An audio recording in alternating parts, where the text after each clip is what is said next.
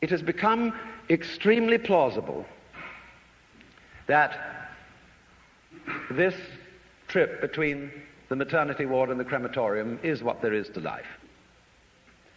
And we still have going into our common sense the 19th century myth which succeeded the ceramic myth in Western history.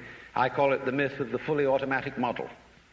Man is a little germ that lives on an unimportant rock ball that revolves about an insignificant star on the outer edges of one of the smaller galaxies. But on the other hand, if you think about that for a few minutes, I am absolutely amazed to discover myself on this rock ball rotating around a spherical fire. It's a very odd situation. And the more I look at things, I cannot get rid of the feeling that existence is quite weird. I know that. See, a philosopher is a sort of intellectual yokel who gawks at things that sensible people take for granted. And sensible people, existence is nothing at all. I mean, it's just basic, and just go on and do something. See, this is the current movement in philosophy. Logical analysis says you mustn't think about existence. It's a meaningless concept. Therefore, philosophy has become the discussion of trivia. No good philosopher lies awake nights worrying about the destiny of man and the nature of God and all that sort of thing, because a philosopher today is a practical fellow who comes to the university with a briefcase at 9 and leaves at 5. He does philosophy during the day, which is discussing whether certain sentences have meaning, and if so, what. And then he would, as William Earle said in a very funny essay, he would come to work in a white coat if he thought he could get away with it. Problem is, he's lost his sense of wonder. Wonder is like, in modern philosophy, something you mustn't have. It's like enthusiasm in 18th century England.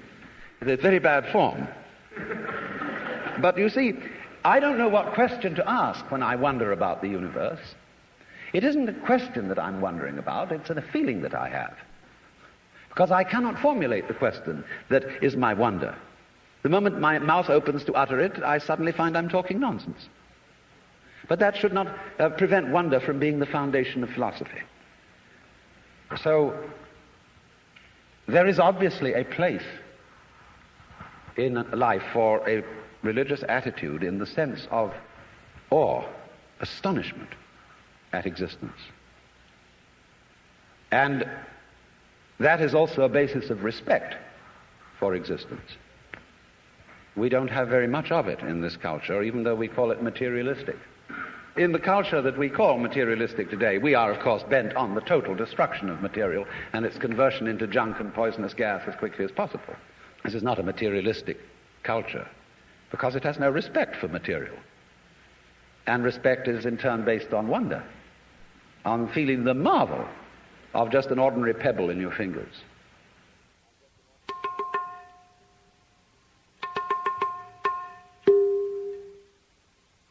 Look, here is a tree in the garden, and every summer it produces apples. And we call it an apple tree, because the tree apples. That's what it does. All right. Now here is a solar system inside a galaxy. And one of the peculiarities of this solar system is that at least on the planet Earth, the thing peoples. In just the same way that an apple tree apples. Now maybe 2 million years ago, somebody came from another galaxy in a flying saucer and had a look at this solar system, and they looked it over and shrugged their shoulders and said, just a bunch of rocks. And they went away. Later on, maybe 2 million years later, they came around and they looked at it again. And they said, excuse me, we thought it was a bunch of rocks, but it's peopling. And it's alive. After all, it has done something intelligent. Because, you see, we grow out of this world in exactly the same way that the apples grow on the apple tree. If evolution means anything, it means that. But you see, we curiously twist it. We say, well, first of all, in the beginning, there was nothing but gas and rock. And then intelligence happened to arise in it, like a sort of fungus or slime on the top of the whole thing. But we're thinking in a way, you see, that disconnects the intelligence from the rocks. Where there are rocks, watch out. Watch out, because the rocks are going eventually to come alive.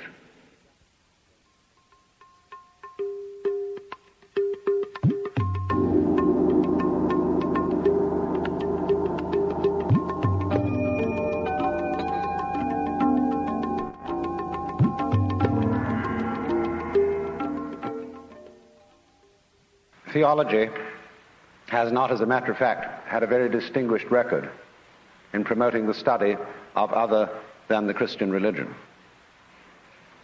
Because you see, if you know in the first place that you have the true religion, there really is no point in studying any other one, and you can very quickly find reasons for showing them to be inferior, because that was a foregone conclusion. They had to be. Because if, for example, you get into discussions as to whether Buddha was a more profound and spiritual character than Jesus Christ, you arrive at your decision on the basis of a scale of values which is, of course, Christian. And in this sense, the judge and the advocate are the same. Now, as you know, I'm not being very fair and very kind to modern theology. But there is this strange persistence of insisting that our group is the best group. And I feel that there is in this something peculiarly irreligious, and furthermore it exhibits a very strange lack of faith. Because I believe that there is a strong distinction between faith on the one hand and belief on the other. That belief is, as a matter of fact, quite contrary to faith. Because belief is really wishing. It's from the Anglo-Saxon root leaf, to wish. And belief, stated, say, in the Creed, is a fervent hope that the universe will turn out to be thus and so. And in this sense, therefore, belief precludes the possibility of faith, because faith is openness to truth, to reality, whatever it may turn out to be. I want to know the truth. That is the attitude of faith. And therefore, to use ideas about the universe and about God as something to hang on to, in the spirit of Rock of Ages cleft for me, and there's something very rigid about a rock.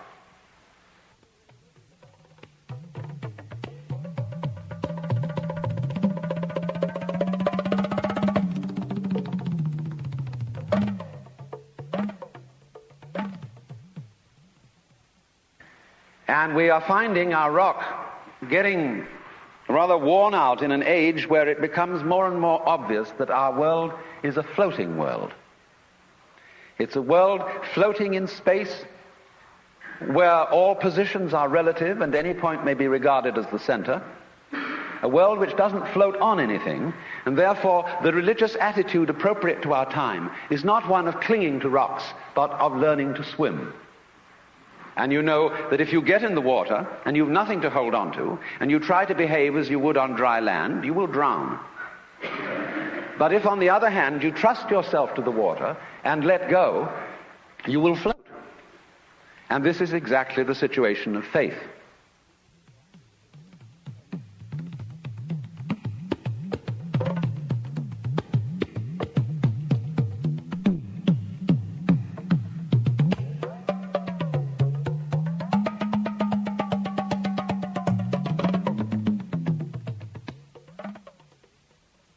I had a friend who was studying Zen in Japan, and he got pretty desperate to produce the answer of who he really is.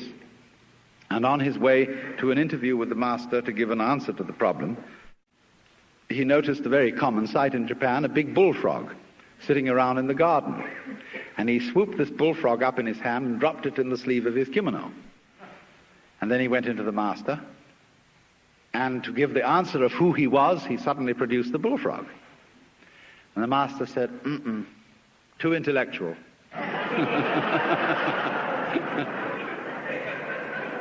In other words, this answer is too contrived. It's too much like Zen. You've been reading too many books. It's not the genuine thing. And so the method of teaching used by these great Eastern teachers is to make fools persist in their folly, but very rigorously and very consistently and very hard.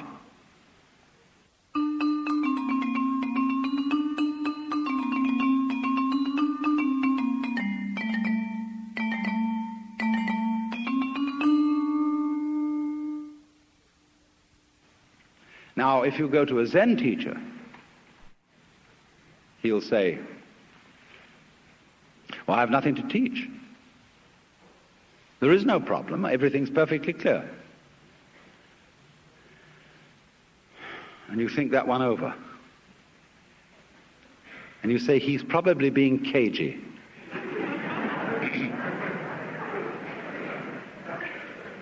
But the teacher says, quite honestly, I haven't anything to tell you. I don't teach anything. I have no doctrine. As I said to you in the beginning of this talk, I have nothing whatsoever to sell you. So the student thinks, my, this is very deep, because this nothing that he's talking about, this nothing that he teaches, is what they call in Buddhism shunyata, and it's supposed to be the ultimate reality. But as you know, if you know anything about these doctrines, this doesn't mean real nothingness, not kind of just nothing there at all, not just blank, but it means no thingness. It's the transcendental reality behind all separate and individual things, and that's something very deep and profound. So he knows that when the teacher said, I have nothing to teach, he meant this very esoteric no thing. Well, he might also say then, if you have nothing to teach, what are all these students doing around here? And the teacher says, they are not doing anything. They're just they're just a lot of stupid people who live here. And he knows, again, you see, the stupid doesn't mean just straight stupid, but the higher stupidity of being people who are humble and don't have intellectual pride.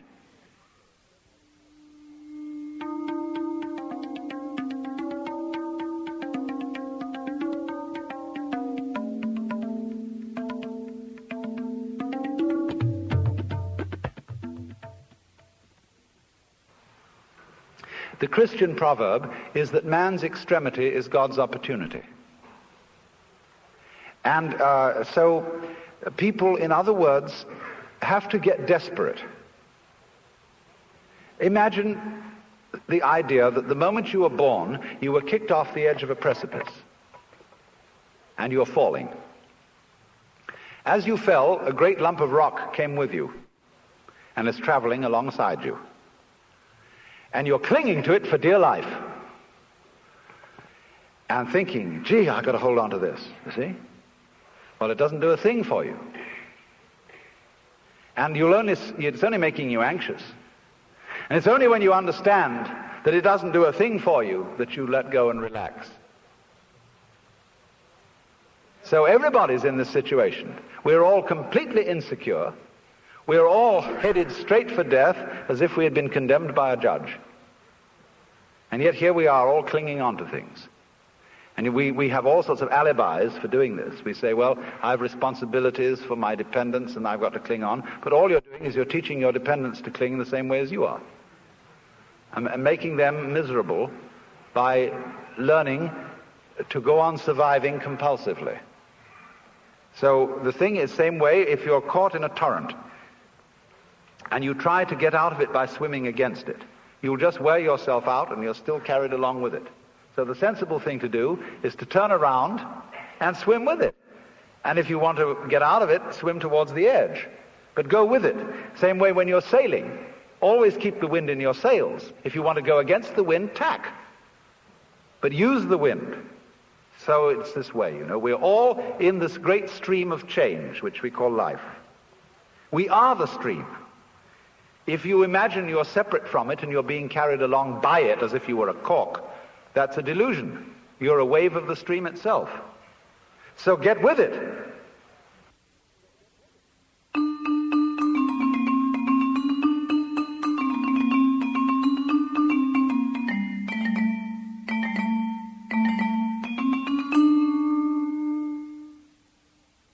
So you perform a discipline by experiment, by reductio ad absurdum of his premises. And so in the same way, the guru, whether Hindu or Buddhist, performs a reductio ad absurdum on the premise of the skin-encapsulated ego. Well, what happens then? You might imagine from garbled accounts of Eastern mysticism that one thereupon disappears forever into an infinite sea of faintly mauve jello.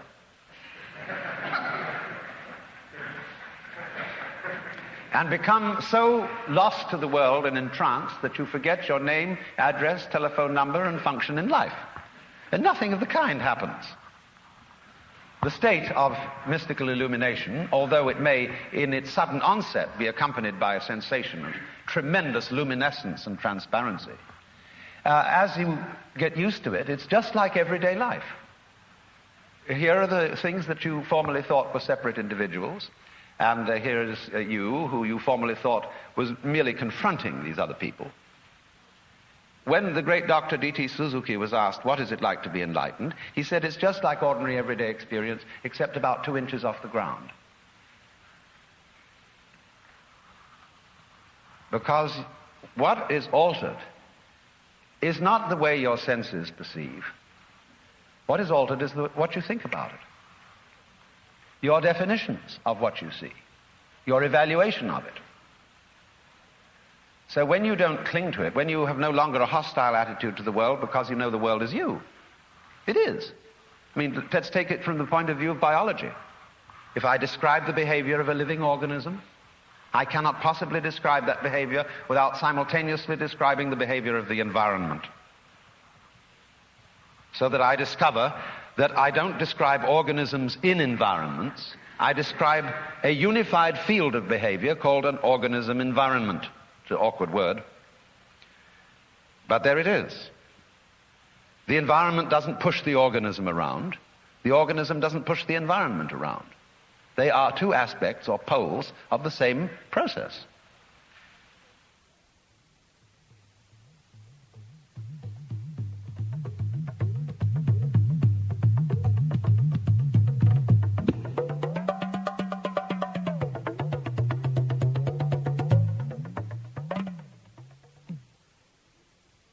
You see, in the history of philosophy and poetry and art, we always find the interchange of two personality types, which I call prickles and goo. The prickly people are advocates of intellectual porcupinism. They want a rigor. They want precise statistics. And they have a certain clipped attitude in their voices. And you know this very well in academic circles, where there are people who are always edgy like that. And they accuse other people of being disgustingly vague and miasmic and mystical.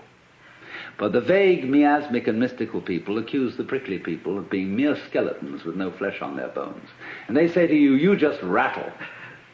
You're not really a human being. You know the words, but you don't know the music. And so therefore, if you belong to the prickly type, you hope that the ultimate constituent of matter is particles. If you belong to the gooey type, you hope it's waves. If you are prickly, you're a classicist. And if you're gooey, you're a romanticist. And going back into medieval philosophy, if you're prickly, you're a nominalist. If you're gooey, you're a realist. And so it goes. But we know very well that this natural universe is neither prickles nor goo exclusively. It's gooey prickles and prickly goo. And you see, it all depends on your level of magnification. If you've got your magnification on something so that the focus is clear, you've got a prickly point of view. You've got structure, shape, clearly outlined, sharply defined. When you look out of focus, it's going to go bleh, and you've got goo. But we're always playing with the two, because it's like the question is the world basically stuff, like matter, or is it basically structure? Well, we find out, of course, today that in science we don't consider the idea of matter, of there being some sort of stuff, because supposing you wanted to describe stuff, in what terms would you describe it? You always have to describe it in terms of structure, something countable, something that can be designated as a pattern. So we never get to any basic stuff. There is a sense in which the universe is purely game, but not in the sense of a one-upmanship game, but in the sense of music, which is lalling with sound, is dancing delightfully with sound, you see. And nobody was ever able to give a better account of what it's all about. I mean, let's take the traditional Christian account of what the angels do in heaven. Why, they sit around the throne of God and sing Alleluia, Alleluia, Alleluia, and they're going, you know, that's not just Alleluia in a sort of formal way, but they're going,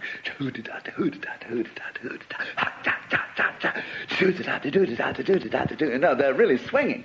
And by the time you know where they are, the swinging has reached such fantastic proportions. And they've thought out the most amazing little goody-doody-doody-doody-doos that you've got the whole physical universe happening. Yeah, that's the way it starts. And so, I mean, this game is great.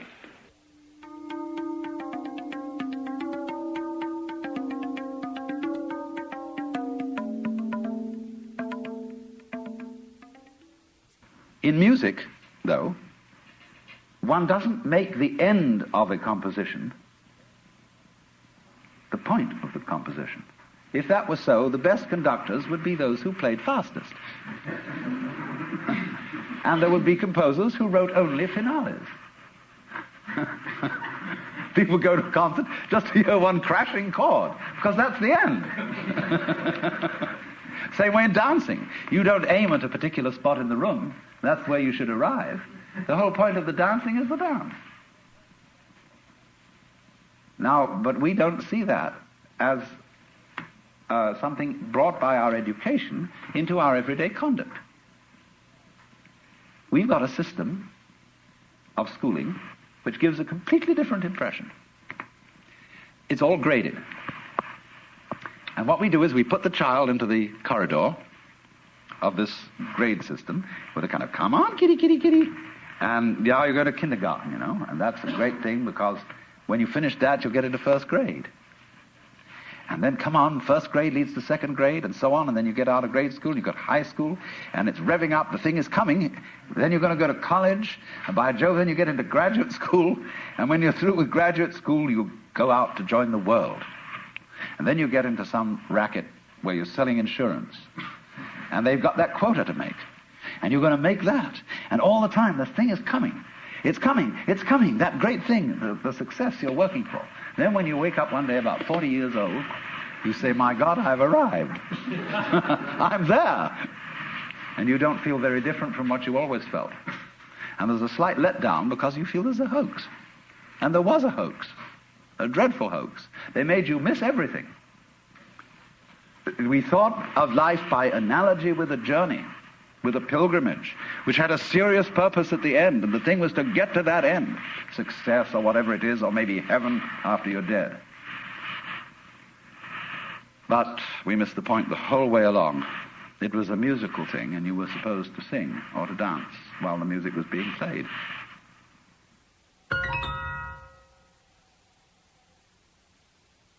Why do we love nonsense? Why do we love Lewis Carroll with his "'Twas brillig and the slithy toves did gyre and gimble in the wabe, all mimsy were the borogroves and the mumraths outgrabe"? Why is it that all those old English songs are full of Fal-de-riddle Ido and Hey Nonny Nonny and all those babbling choruses? Why is it that when we get hep with jazz, we just go booty booty boopty boo and so on and enjoy ourselves swinging it It is this participation in the essential, glorious nonsense that is at the heart of the world, that isn't going anywhere, that is a dance. But it seems that only in moments of unusual insight and illumination that we get the point of this, and find that thus the true meaning of life is no meaning, that its purpose is no purpose, and that its sense is nonsense.